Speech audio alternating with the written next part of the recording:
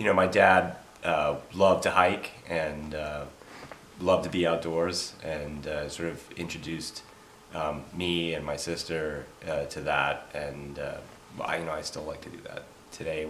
One of the things that I spoke about at his funeral actually was a trip that the two of us went on, a backpacking trip. It was we did a lot of day hikes, but we never went on much, on many backpacking trips. So we did one for 3 or 4 days, where we hiked the Presidential Range along the ridge, and so we did Mount Washington, we did Lincoln, we did 3 or 4 huts.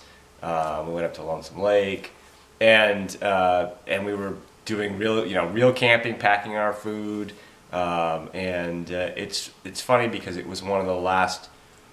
Even when he was pretty advanced in Alzheimer's, he still remembered that trip and remembered things about that trip, which was nice. It's an awful disease because you watch somebody disappear just a little bit at a time. It was about a 6-year progression,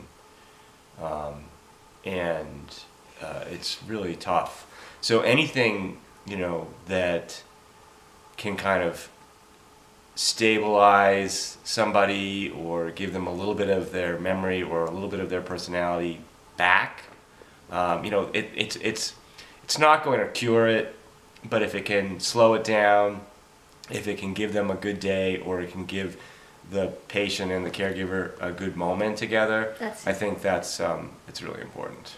The whole thing, obviously, having Alzheimer's is not fair to anybody, but he had worked really hard all his life, built his company, had just sold his company, and it was time for him to kind of retire and enjoy life and travel with my mom and do all that, and he just didn't get that opportunity. I mean, it's pretty much the wheels came off the bus as soon as he retired, and he just sort of went right downhill.